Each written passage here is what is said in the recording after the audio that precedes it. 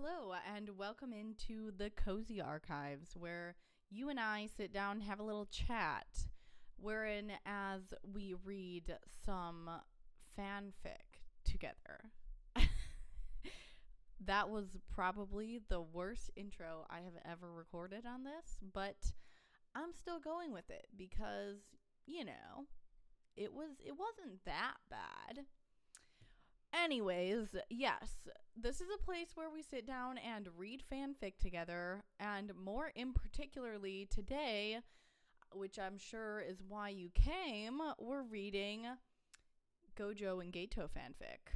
So, the famous Satosugu fanfic that we all love and know, except for I have not read much fanfic about this ship.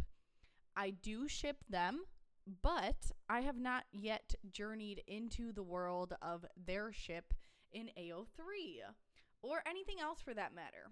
When I did, I will say, I said in the last one I did, I was a little scarred, but we are one fanfic at a time getting over that scarredness and, embracing the new chapters that we're going to be reading here.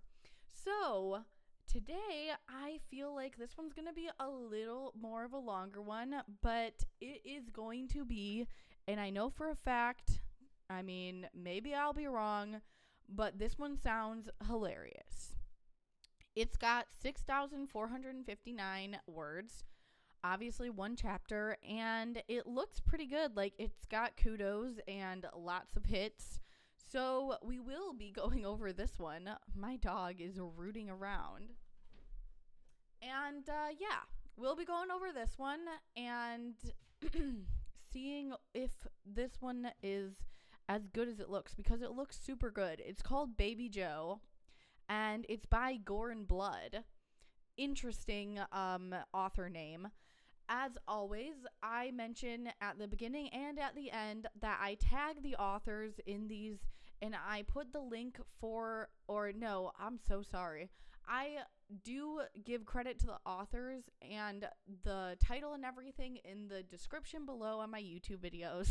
And I also put the link below, and if you enjoy this as much as I do, and I always encourage you guys to go over there and give it a kudos, because technically you are reading it with me. So if you do really like it, treat it like as if you would be reading it on your own and give it a kudos. Take the time to go click the link in the description and give credit to the author for giving us this content. I know how it is to be like a creative, obviously, and I would want the credit too.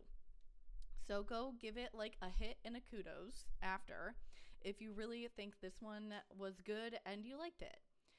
Otherwise, we are getting right into it. We're going to start by reading the summary. Satoru gets hit by a curse that changes him into a 3-year-old. Suguru takes care of him, though it breaks his heart a little. You can see why I thought this was a good one to read today. And I promised you guys last time that I would read the notes, because the last and first Satosugu fanfic I read was a person who had just started writing fanfic. So it was a little bit rough. And that's all I'm going to say about this. So we'll read the notes. Inspired by this artist babyjo series. So I think they have a series. So if you want more, go ahead and check that out. But don't look at it if you can't take a bit of angst. We got angst, people. We got angst. People who comment some shit like, stop doing this. I'm sad now. Oh, okay. So it's kind of sad. Under their beautiful art are pissing me off. Yeah, that's very true. I love their babyjo art. It hurts so good. So this is actually inspired by an artist who does babyjo art. That is so cute. I would actually kind of like to see that. I wonder if we can look it up after or not. But you know how he's like 6 eyes in the series and everything? I feel like they probably do that kind of vibe of art. So go check that out after too. This is inspired by that, which is cool. Okay, so go. I'm like right away. Gojo and Geto. It did throw me off because they spelled Geto like Getou. I have never seen it spelled like that before. Maybe it's the correct way because I think some of us spell Bakugo with just one O at the ending, and it's technically has a U. So maybe this is the actual correct way. However, that threw me off. Gojo and Geto were on the date when they got a call about some weird ass curse in the kindergarten. So maybe I think they're already together. Curse in the kindergarten. That was a really bad combination. Yeah, I would say that would be. It could be everything from the curse that thinks it's a child and non-intentionally hurts real children, a little cut with a kid's scissors, to one that skins crying children alive. Wow. That we're getting... Well, the author's name is Goreandblood, so I guess I should have expected this. When they got into the location, Gojo immediately knew what type of curse it was. It was actually pretty unique, a rare thing. It looked like a very big, reaching almost to the ceiling, baby doll. Wow. Okay, that's creepy. It was staying completely still, even creepier. Something off about it, Suguru spoke. That's a funny one, Satoru smirked. He would find it very funny. You can only exercise it by being effective by it. Oh. It transforms the affected one for less than a day, I think. You think? Geto sent him a glare. 2 days max, Gojo replied. Okie dokie, I'm taking this one. Suguru couldn't even finish saying his name as his boyfriend, although it's been so long he prefers to just call him his partner, started exercising the curse. He was like, I'ma be a baby today. A flash of blue dust and a few lighter toys floated in the air for a moment, and then no curse, no Satoru either.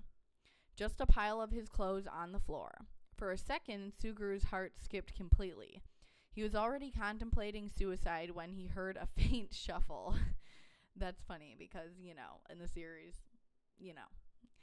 From the pile of clothes, a small head with snow-colored hair and large azure eyes peeked out. Satoru's blindfold was hanging from his neck. He wrapped the jacket around himself, though it still could fit like 3 babies like this. How old is he even? Geto asked himself. 3? Little Gojo didn't speak up.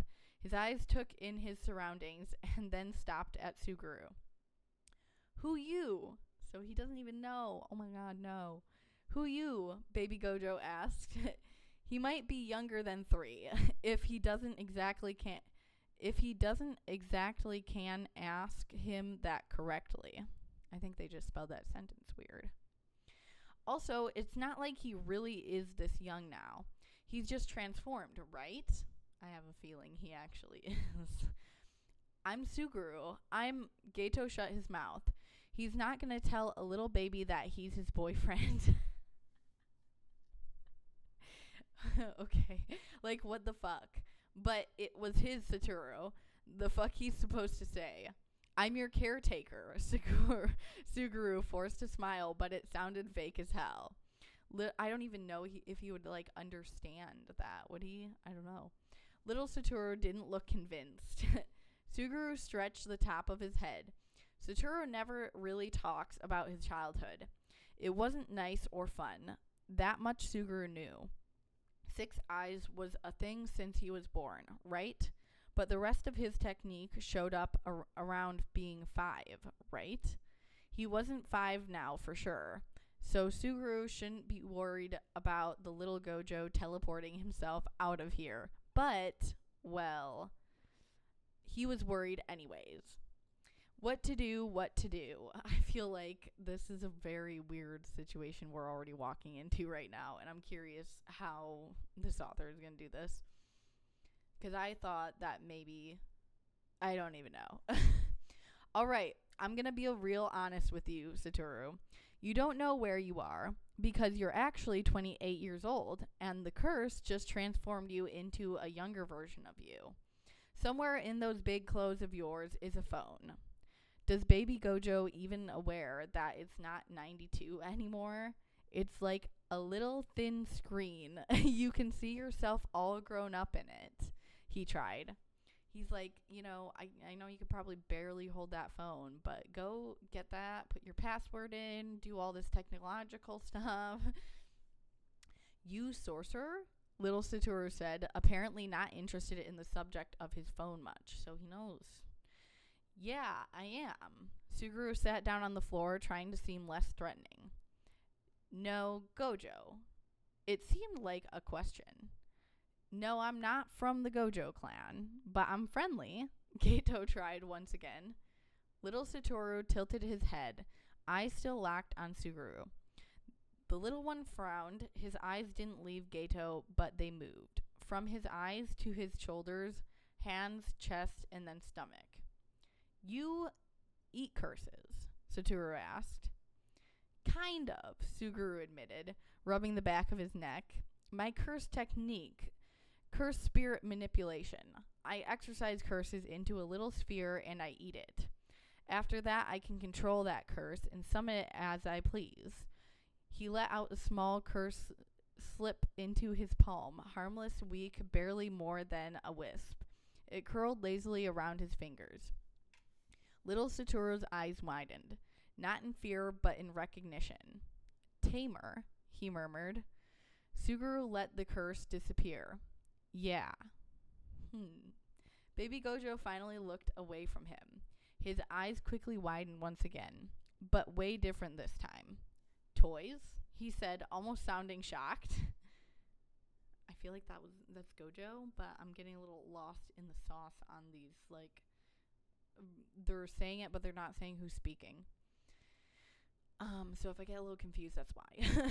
He shuffled towards the nearest plushie, still wrapped in clothes that swallowed him whole, barefoot too. The toy in question was a unicorn, half the size of Satoru in his current condition. His eyes basically glowed, and as he grabbed it and hugged it tightly to his chest.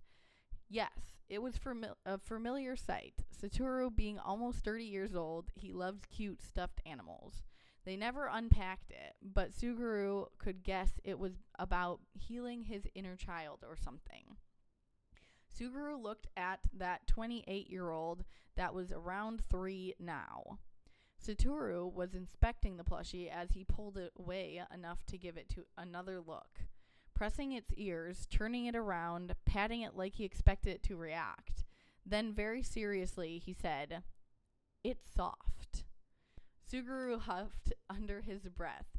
Groundbreaking discovery. He's got some detective skills, we see. No reaction. Satoru just buried his face into it for one more second, like he needed to confirm its softness again.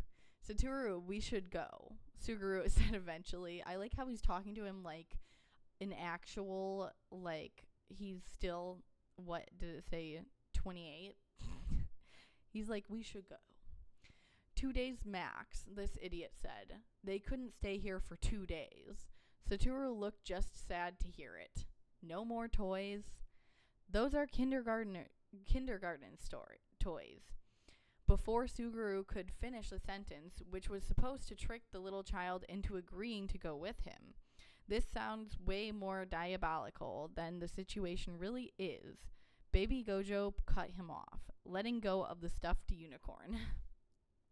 Kindergarten for normal kids, not the strongest. He repeated something he definitely heard from someone. Satoru. Geto shifted a bit closer to the transformed strongest. How about we buy some toys just for you? He's like trying to make amends because he didn't have probably a fun childhood at all. That's kind of sweet. That's his trick. Or he's just tricking him. Maybe it'll work. Or maybe they're going to stay here till Gojo transforms back into his regular 28-year-old self. Although it would be very awkward when the real kids show up in the morning. Little Satoru just gave him a quick look, didn't say anything, and looked back at the unicorn, grieving. He's like, no, I just met you. Fuck. Suguru moved to Satoru's pants, left a meter away, as the kid wrapped himself in his too big jacket and also too big black compression shirt. He picked up Gojo's phone and unlocked it. Of course, he knew the code. He knew that. Oh, what am I saying? They're already. I'm still trying to prove, like, yes, they're a thing because we have to do that. But, you know, in this, they're together. So we're good. We're good. He knew the code, 90023. He didn't exactly know what he was doing, but he didn't want to stay here with this sad Satoru for 2 days. The sadness of this child was hard on his heart. He opened the photo gallery on Gojo's phone, opened the favorite folder because that was pretty safe territory. There were a lot of their stupid selfies together or Gojo with his students. He chose a photo with just the two of them, doing some silly faces and showed it to the little Satoru. His blue eyes widened once more. He blinked like he couldn't believe it. Before Suguru had a chance to say what he wanted to say, the child asked, "My dada?" I knew that one was coming. I was like, he's gonna call himself his dad.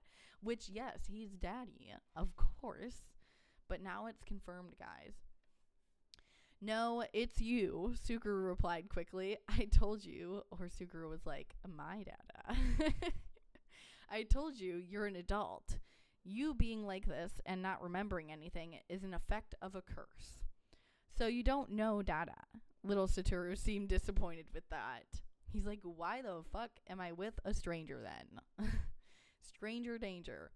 "No, sorry. This was way harder than dealing with the most of the curses." Satoru looked down at the screen again, small fingers hovering uncertainly over the image. Him older, smiling widely and unrestrained, leaning into Suguru like there was nowhere else he'd rather be. Then baby Gojo looked back at Suguru, then back to the photo. His little brows knit together. "Me?" he asked quieter. "Yes," Suguru said gently. "That's you." I feel like he's like, oh my gosh, maybe we're getting somewhere. And then he's going to get hyped and it's going to be like, no. The smaller one looked up again, long searching. "Why you there?" he asked. Suguru blinked. Also, this kid probably doesn't even realize what a photo is. He's fucking 3. I feel like Geto, don't give him a younger child at this point. And then he, took in those 2 child. But, they were a little older, I guess. Not, a young child. He probably, he talks to them like they're actual adults. Suguru blinked. "What do you mean?" A small finger pointing at the screen. "You close." Geto let out a little sigh. This situation was ridiculous. "Well, we're best friends and we work together." Those weren't lies. "Sorcery work." "Sorcery work?" Little Satoru blinked at him with those big eyes. "Besides doing regular missions and exorcism, we teach young sorcerers. Older than you now, though." He answered. Older than you now, though." Oh, obviously. He swiped to the other photo, which itself seemed to surprise Satoru. "Yeah, big technology upgrade since 92. That just scared me. "Touchscreen." There was a selfie of Satoru in his regular age with the first-year students. Megami looked like he was forced to be in the photo, of course, when the other 2 posed perfectly. In the picture, again, Satoru was happy. He was always happy around their students. "We teachers, like my tutors?" the little one asked, looking at the photo. "Not like your tutors," Suguru replied immediately. They talked about it maybe twice. He knows that sorcerers from Gojo clan who were doing for Satoru's tutors were some cold, heartless assholes. "Yeah. We like the students, and they seem to like us," Geto added. Satoru stared at the picture a little longer. Then he looked up at Suguru again. They not scared? He asked. Suguru's expression softened before he could stop it. No, he said, never of you. Oh my god. That kind of got me a little bit emotional. Because he's such a good teacher. I honestly love Gojo as a teacher, so this is kind of making me, like, I'm with Geto. It's kind of making me emotional. Satoru blinked, like that answer didn't quite fit into whatever he knew about the world. Why? Suguru huffed quietly, but there was no humor in it. Because you don't give them a reason to be. You care about them a lot. That earned him a long look, too long for a child to aware. Then Satoru glanced back at the phone again, fingers lightly gripping the edges. They like me? Suguru's heart was about to break. Yes. Gojo's thumb brushed over his own face on the screen. Why? He asked again, quieter now. Not confused this time, but careful. Because you're kind to them, Suguru said. In your own way. Satoru once again didn't look convinced. I strong? Oh, he's like, how am I kind and strong? He asked like he contradicted everything. You found a way to be. Suguru huffed a small breath. Yeah, you are, but you don't use that to hurt them. Satoru's eyes flickered. Suguru continued. You protect them. You teach them. You annoy them a lot. Of course. He added, especially Megami. They should have put in there. A faint smile tugging at his lips. But you also make sure they're safe. Safe, the little one echoed. Suguru nodded. Gojo looked back at the picture one last time. His shoulders dropped just slightly, tension easing in a way that didn't match a child his age. Carefully, Geto reached out and took the phone from Satoru's hand, locking it and slipping it away to his own pocket. Satoru didn't protest. He shifted closer. He leaned just a little. Suguru exhaled slowly, like something inside him finally unclenched. You ready to go? He asked. Satoru nodded against him. So Suguru picked him up. It was so strange.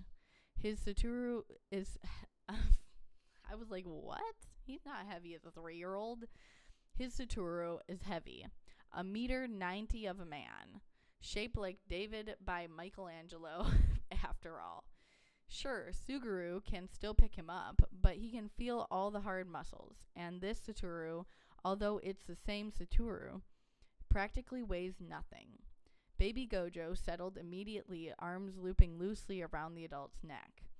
Suguru adjusted his hold. This has got to be the weirdest thing for Geto to actually experience right now. I'm kind of realizing this. That would be so weird.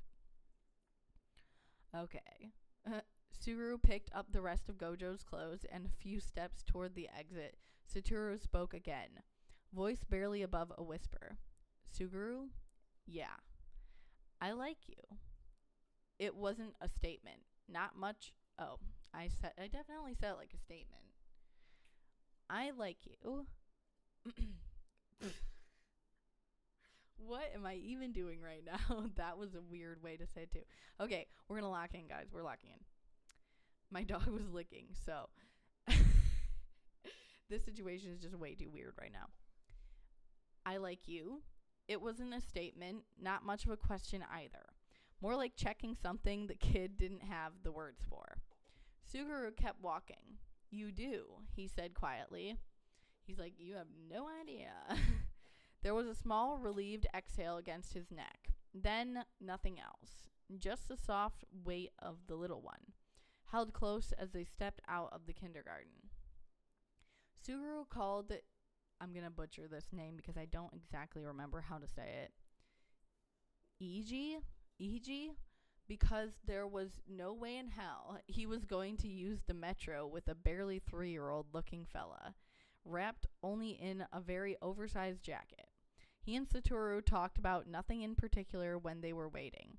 The ads around the buildings, the shape of the clouds, a little dog in a stroller and wearing a turtleneck that was passing by with its owner. Thankfully, it didn't take long for Iji to arrive. I feel like I'm saying that wrong, but I remember that character. Even before Geto got inside the car, I almost thought I had it, but no. He could see Iji's shocked gaze from behind his glasses.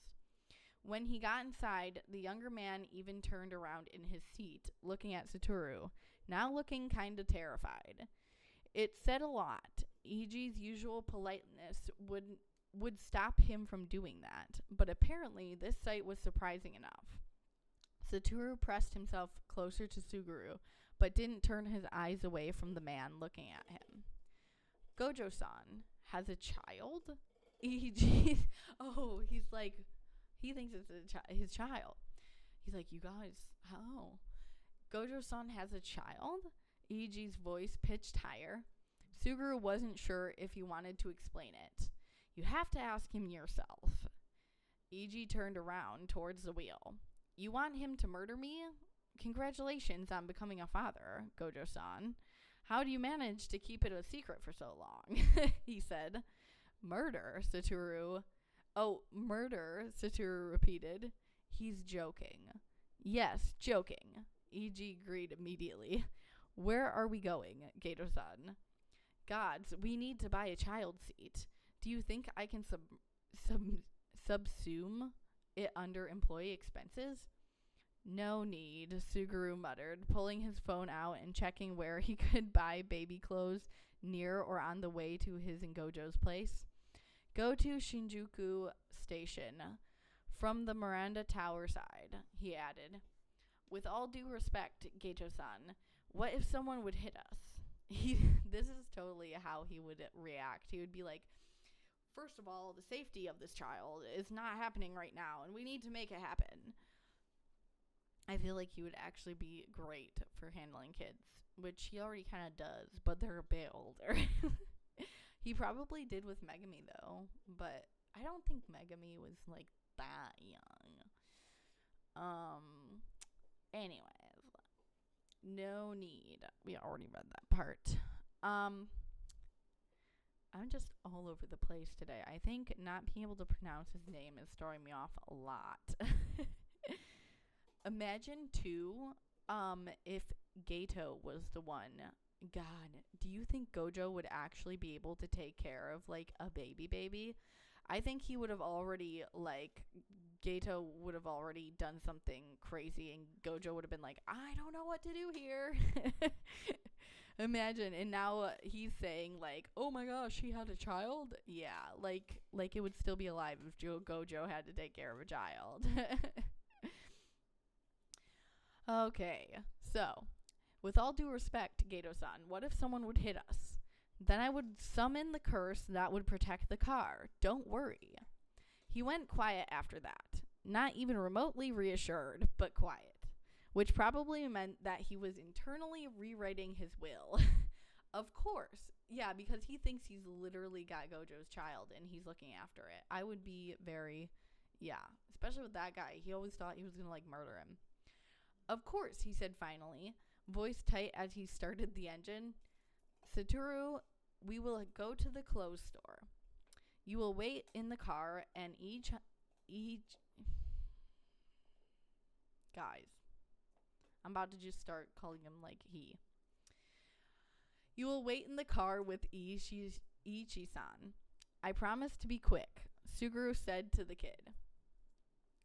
The said kid still was only wrapped in his adult self jacket and way too big shirt under that. Geto can't walk into the store with him like this. People gonna think he kidnapped Gojo or something. Ichi frowned when, I think it is that, but it's Ihichi. Yeah. Oh my god. So I was thinking, like, I don't think I'm saying it that wrong. It's just, like, not the right pronunciation. Ihichi. That's what I think it is.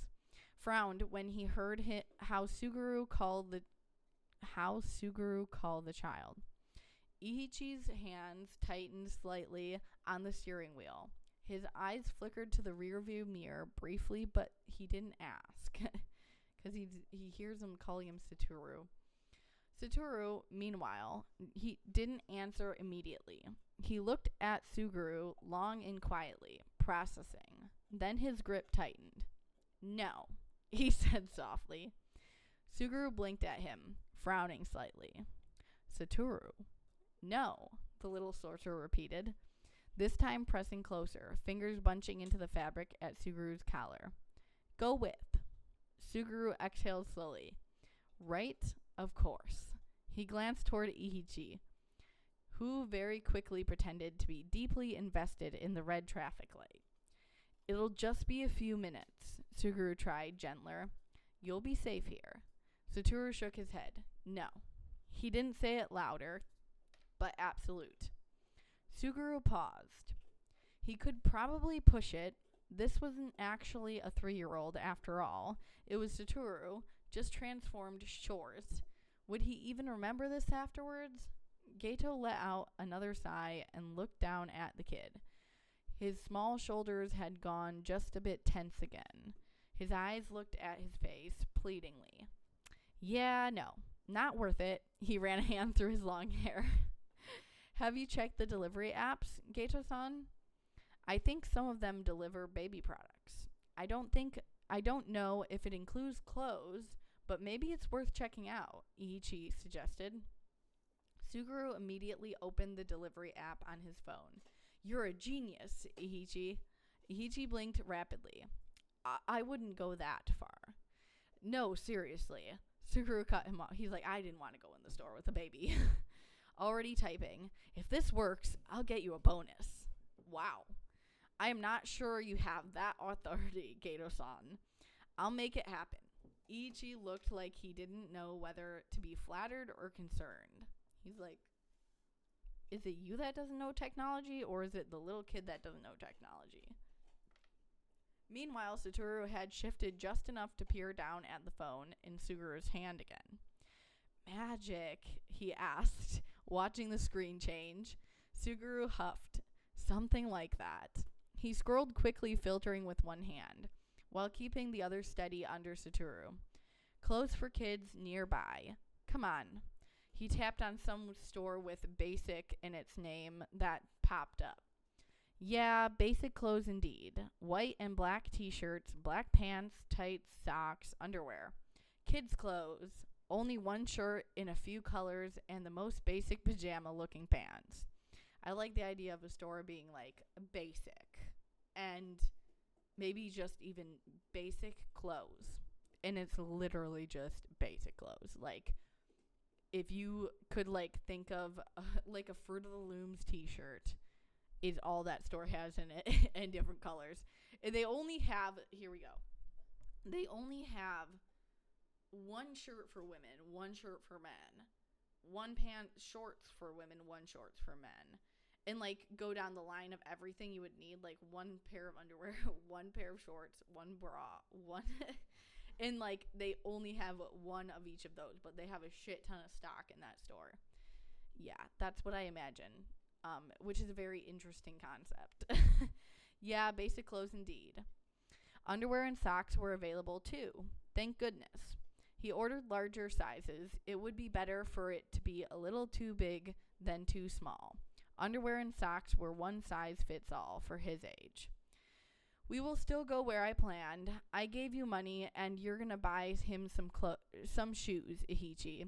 Slip-ons would be good, I guess. And buy him strawberry milk, and Family Mart or whatever is going to be near. Would it be fine, Suguru said, turning on the measure app on his phone to measure Satoru's foot. I think I can do that, Ihichi replied. Is there any parking spot that I can point to as a delivery location? Geto asked the other adult, as he sat Satoru beside him and grabbed his foot to measure it. Baby Gojo giggled. Ihichi gave him the address. That's weird, having it ordered to a freaking parking lot spot. After they arrived at the parking lot near Shinjuku Station, delivery arrived pretty quickly after Ihichi left to do shopping for them. Suguru walked out of the car to take it from the delivery man. It still felt kind of weird to pick up kids' clothes in some parking lot. That's very shady, yes. Thank goodness. You're so fast. My kid has some stomach issues, and now the entire backseat is in poop. Suguru laughed nervously, taking the bag, looking behind his shoulder and seeing Satoru glued at to the side of the window. Thank you so much, seriously. The delivery man looked to be in his early 20s, and people are surprised that the birth rate is so low, he muttered under his breath. No offense. He added and bowed slightly before turning to their bike and riding away. Suguru stood there for a second, the plastic bag in his hand, watching the guy disappear. Yeah, fair. He turned back toward the car. Satoru was still pressed to the window, small hands flat against the glass, watching everything like it might vanish if he blinked. Suguru entered, sliding back into the seat. Satoru leaned closer, eyes flickered briefly to the bag. For me? He asked. Suguru huffed. Yeah, all yours. Suguru pulled the clothes out, getting rid of the tags. The clothes were so small, it felt wrong in his hands. All right, he said, more to himself than anything. Let's fix this situation before you catch a cold. Satoru watched carefully as Suguru placed the clothes next to him. You can dress yourself, right? Geto asked. You can dress yourself. Satoru moved his head from side to side, which probably meant so. Okay, I help you out of this jacket. You put the underwear on, and I help you with the rest. You think you can do that? This time Satoru nodded. Arms up. Gojo obeyed. Suguru reached for the oversized jacket, carefully peeling it off. Satoru sat there small with bare legs, in the too big compression shirt. Suguru handed him the underwear and turned his head the other way. He heard Satoru moving. He started thinking it was taking a bit long, but then Satoru said, done. When Suguru turned his head to look at him, he was already wearing all the new clothes. Just one sock wasn't put all the way up. Wow. Whoa, you did it all by yourself. That's impressive, he admitted, adjusting that one sock. Maybe it's wearing off a little bit. Maybe putting the clothes on wasn't exactly impressive when his regular Satoru did that, but in these circumstances, well. Suguru tied the strings attached to the waistband of the kid's pants. Easier than Kinagashi, Gojo stated. A few minutes later, Ihichi came back with a little box of shoes and a carton of strawberry milk. Oh, he let out, seeing Gojo. Suguru raised a brow. What? He looks like a normal kid, Suguru finished for him. Ihichi nodded slowly. Yes, exactly. Satoru, now properly dressed, sat quietly next to Suguru, holding his forearm with one hand. His gaze shifted to the small box in Ichi's hands. For me? He asked again. Ihichi immediately held it out with both his hands like he was presenting an offering to something divine. I feel like he's like, why is he so afraid of Gojo? Yes, Gojo-san. Shoes. San.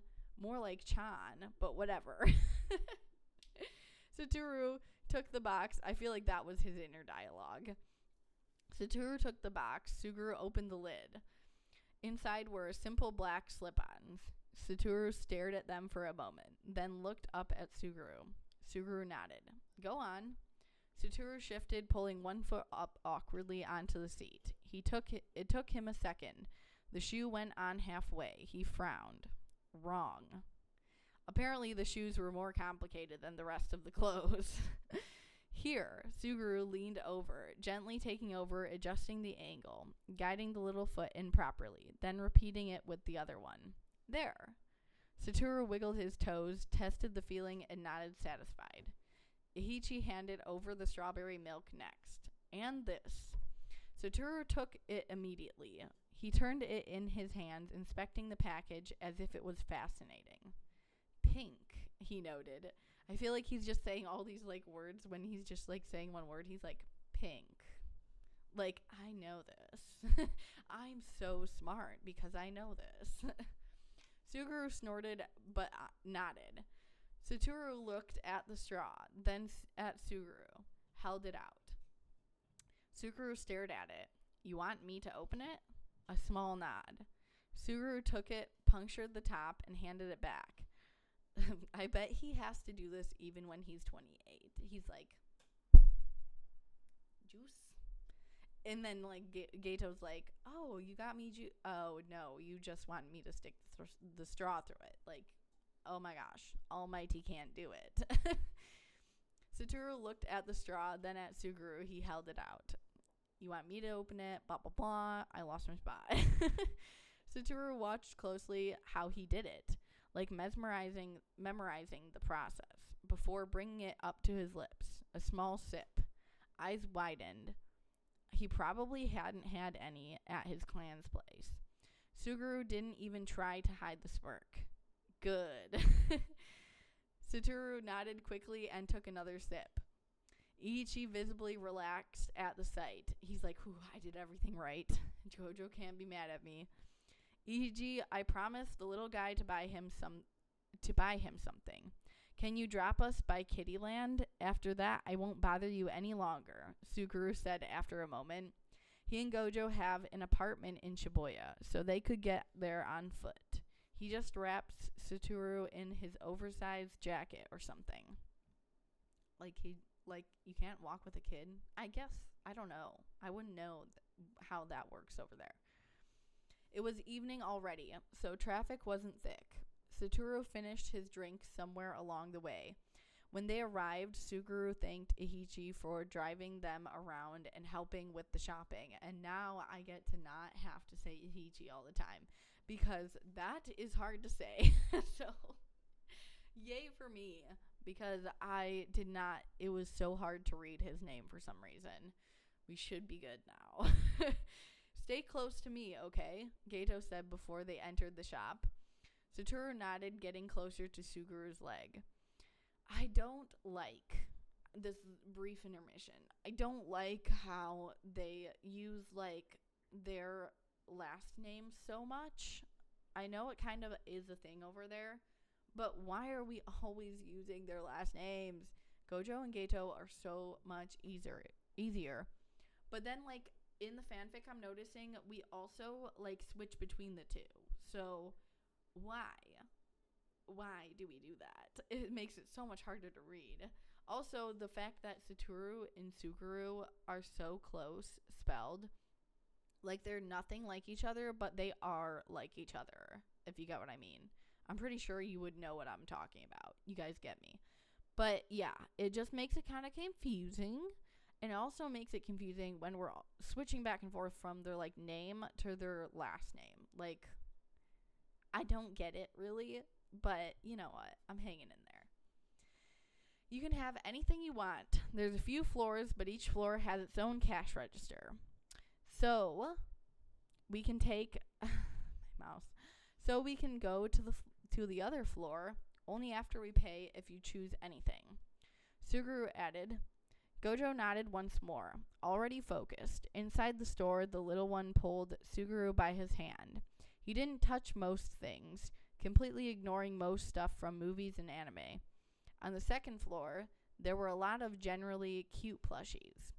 Satoru's breath hitched at the sight of one of them.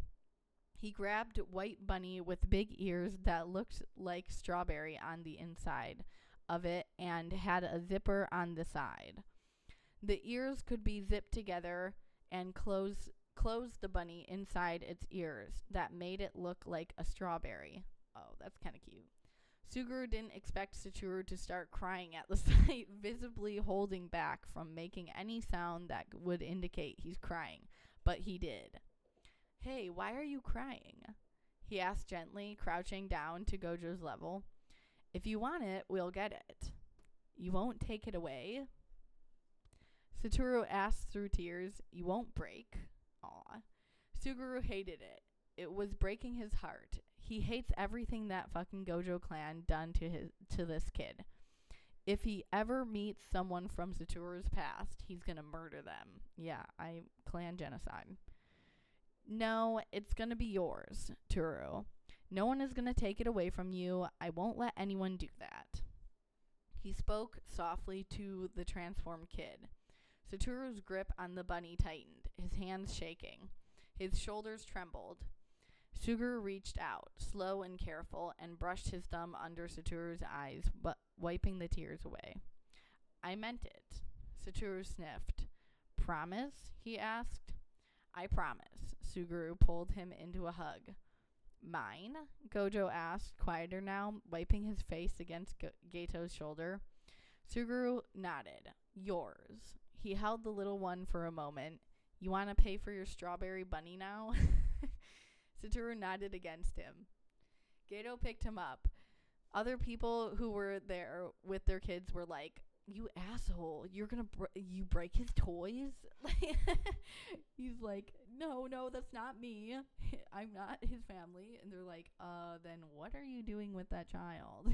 I feel like that's how, like, this would go in anime form, you know? He walked to the register like nothing about this was strange. The cashier glanced up, took in the scene, the child, the tear-streaked face, the plush, probably thought it's another little drama queen that cries until it gets whatever it wants, which I feel like Gojo totally would have been if he grew up in like a healthy environment. He would have been so sassy. The bunny was scanned. A soft beep. Satoru flinched, barely noticeable, but Suguru felt it. His hand came up instinctively, resting against the back of baby Gojo's head. It's fine, he murmured, just the register. Satoru hummed against him, looking at the bunny in the cashier's hands. Suguru paid, didn't even register the number. Can you please take the tag off? He asked. The cashier did and handed the plushie back.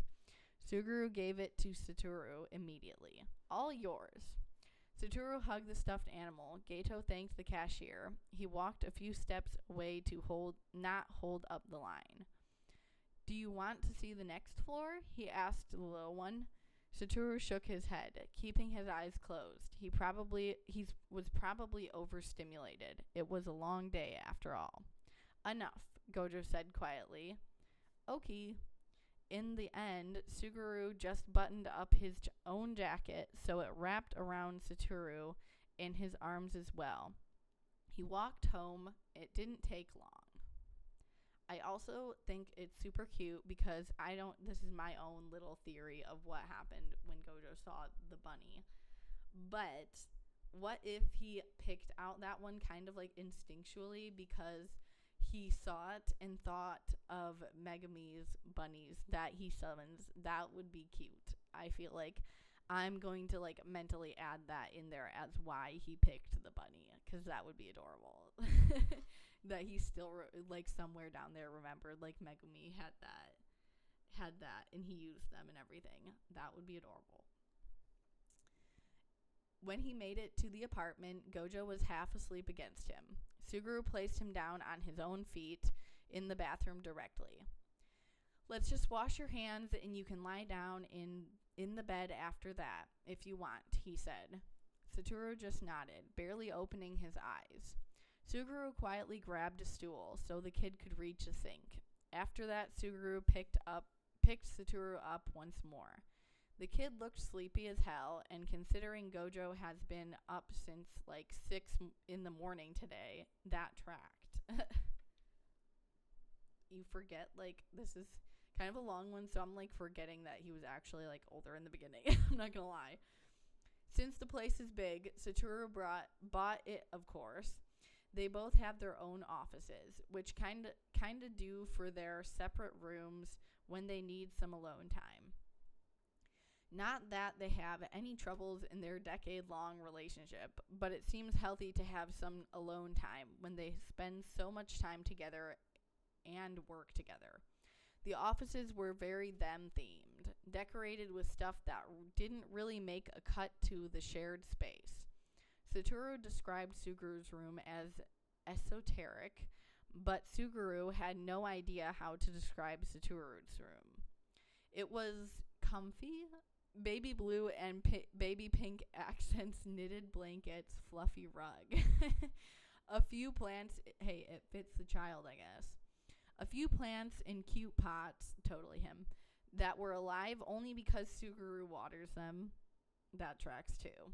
Overpriced chair and lava lamp with baby pink stuff inside. He likes pink.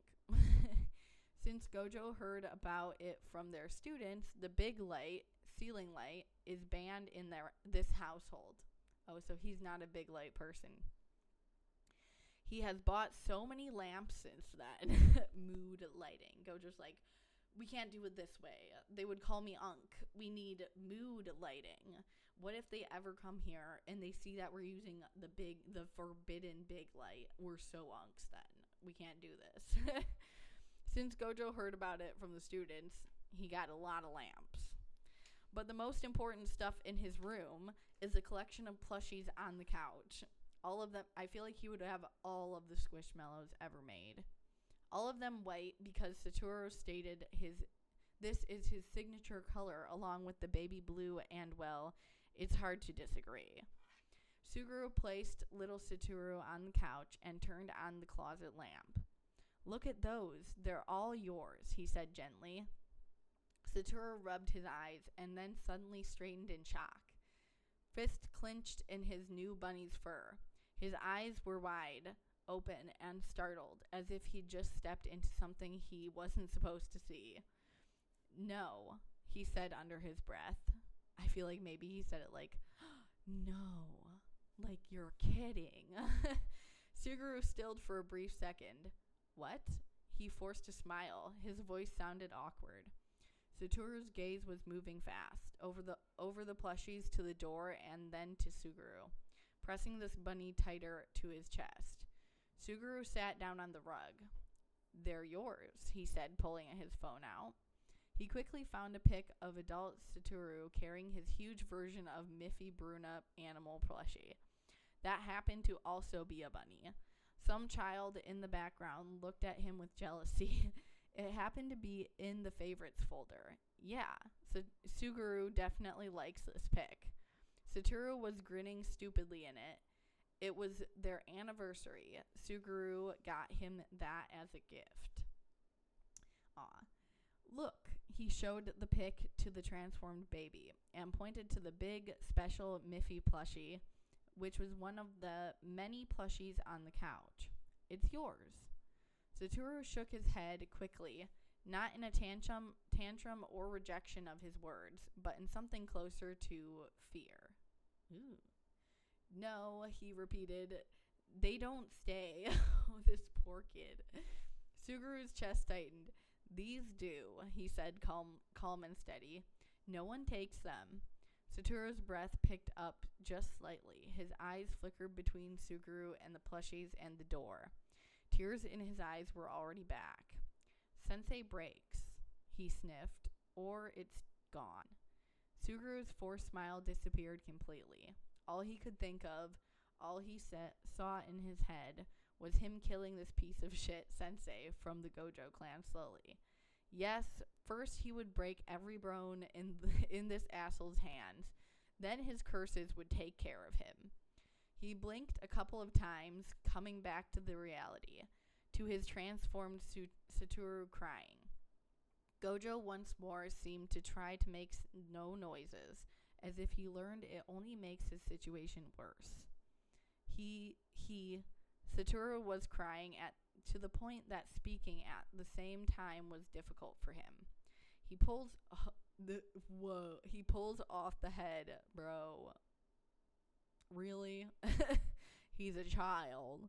He cried out, hugging his bunny very tightly and placing his hand where the plushie's head met the rest of his body. This kid is traumatized.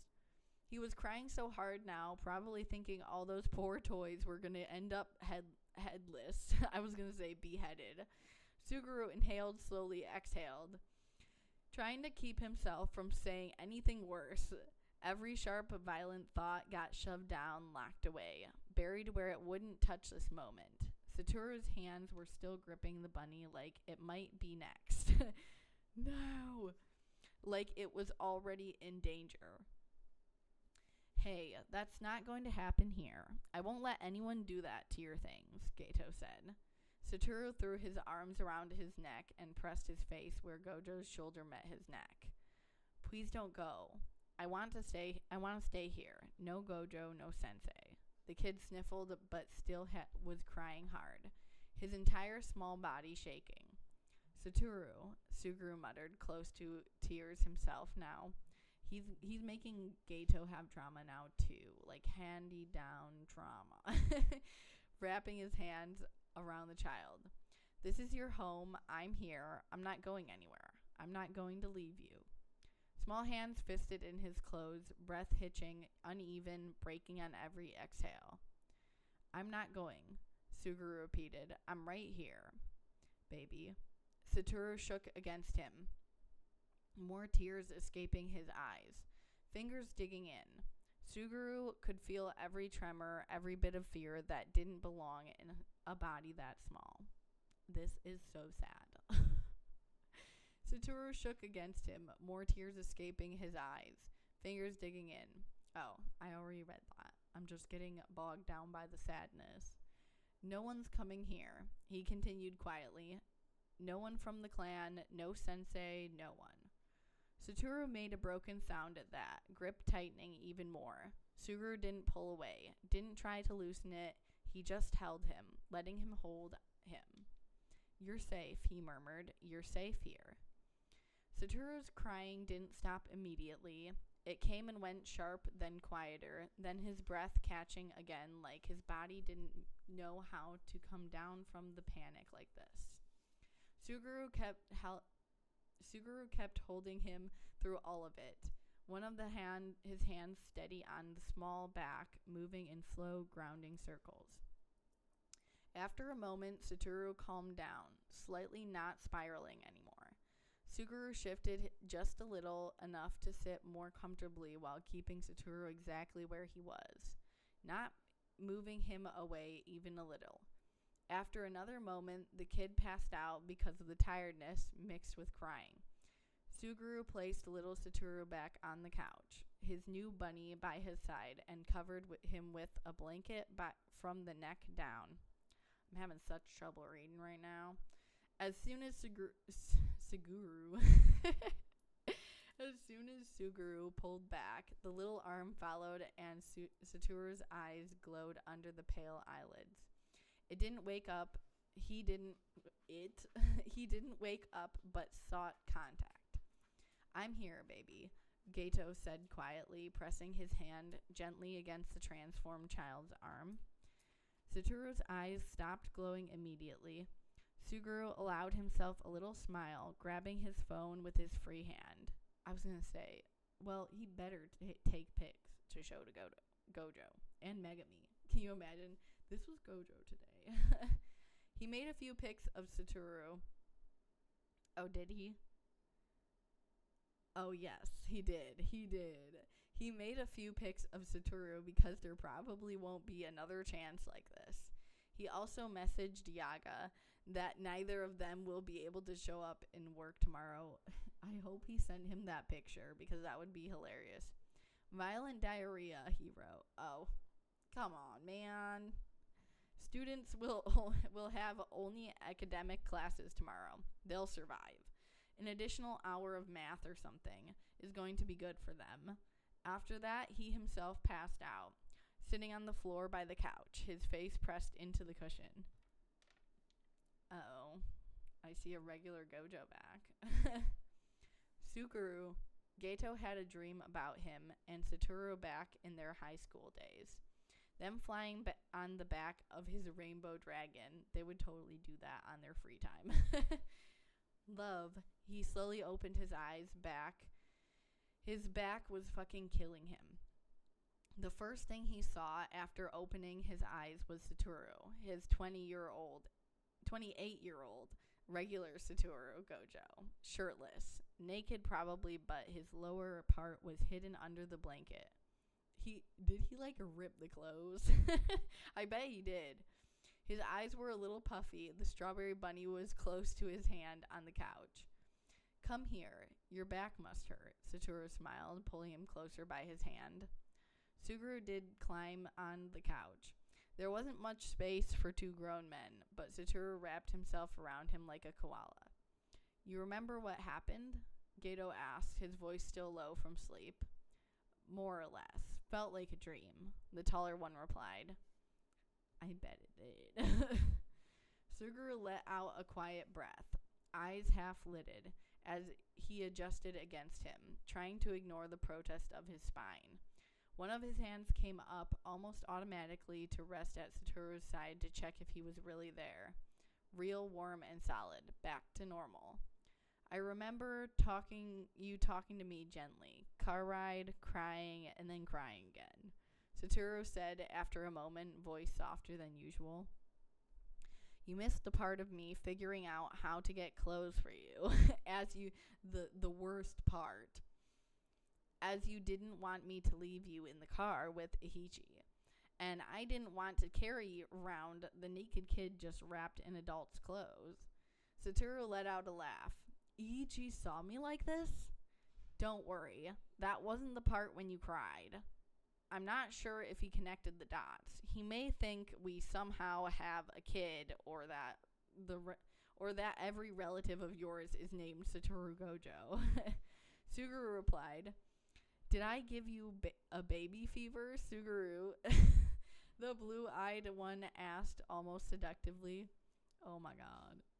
This is turning into an empreg. I'm kidding. Don't worry. That wasn't the part when you cried. Oh, wait. Suguru would smack his shoulder if there was any space left between them. Don't even joke. I almost had a breakdown of my own, and I still very much want to murder everyone from your past. Your shitty sensei the most. Satoru went quiet at that. He shifted just a little, enough to look at Suguru properly, even in the cramped space. You really would? Huh? He said, not quite joking this time. Suguru didn't soften it. Yeah, no hesitation. Satoru studied him for a second, then exhaled quietly, something in his shoulders easing as he let his head fall back against the cushion.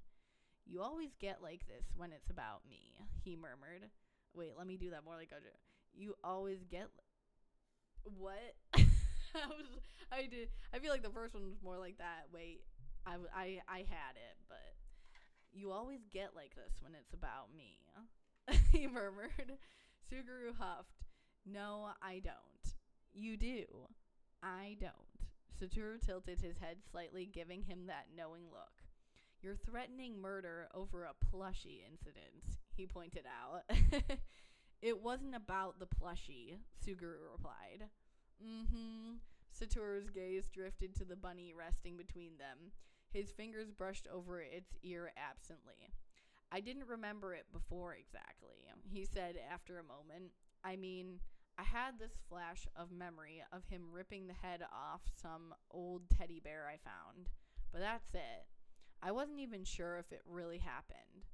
He was part of your clan, Suguru asked, his hand joining Satoru's on the plushie. Yeah, he was teaching me jujutsu basics. Recognizing curses and stuff. Some basic combat, too. He was one of the clan's elders. Died fast. Suguru hummed under his... He's already dead, dude. Suguru hummed under his breath. Such a waste. He won't have the chance to kill him himself. You were so patient with me. Satoru smiled softly. I feel like Gojo's like, oh, I like Daddy Geto. You were 3, and you were already fucking traumatized.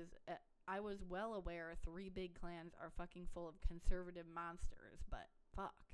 Seeing you like that pulled right out there at that age. Huh? Seeing you like that pulled right out of there at that age. Suguru shook his head lightly. First you were scared that someone would hurt you or take away this guy. His fingers brushed the strawberry bunny's fur. When you saw those, Geto vaguely waved at the collection of plushies. You were expecting someone to burst up in here and commit mass murder. Satoru looked at the stuffed animals. I think since that one beheaded teddy bear, I missed a feeling of something soft like this. That's probably why.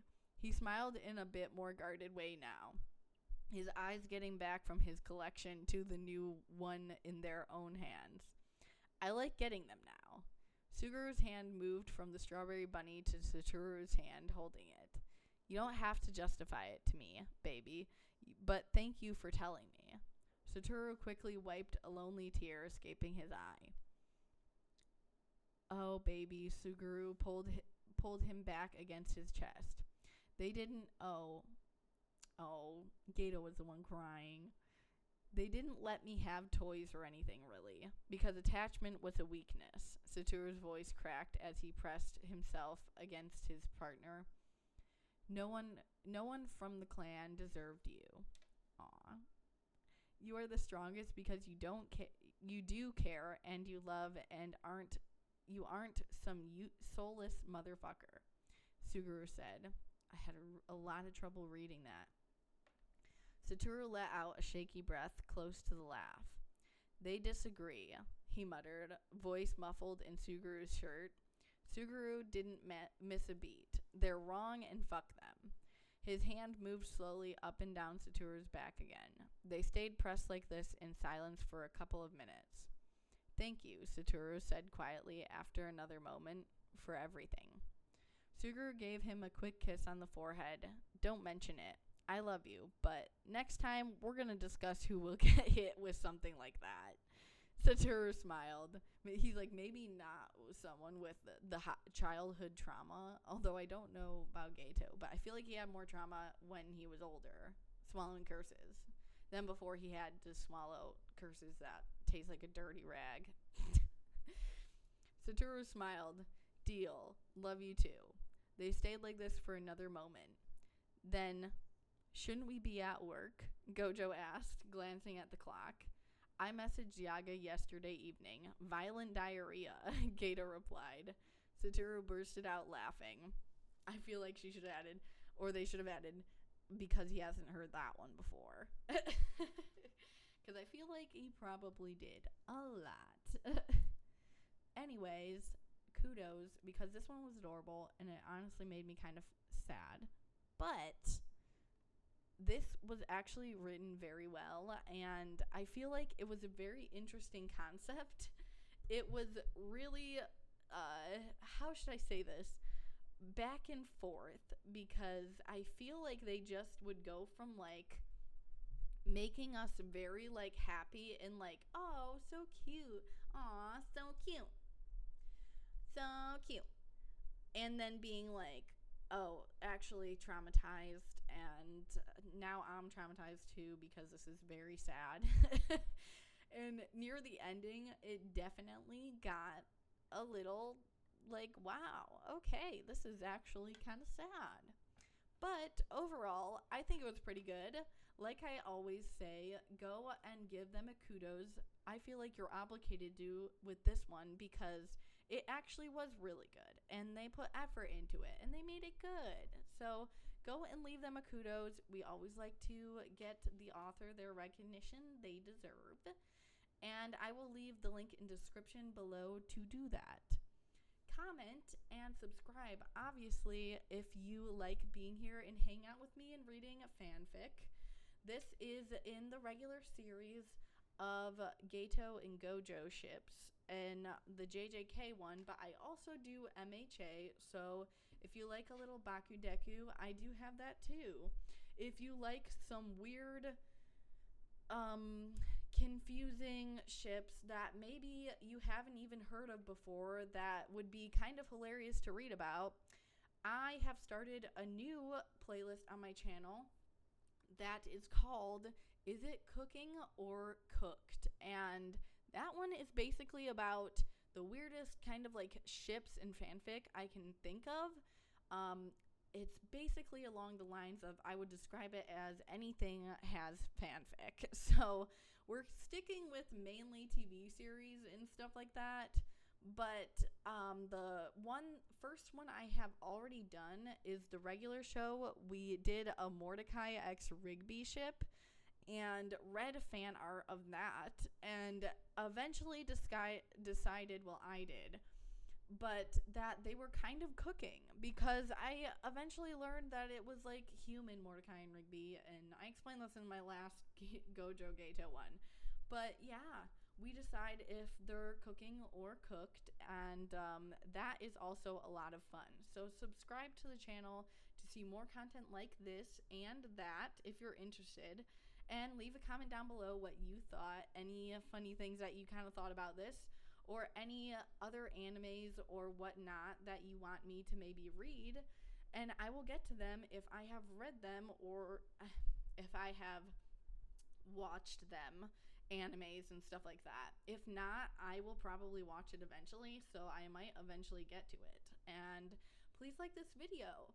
I will probably see you in the next one then, and have a good rest of your day.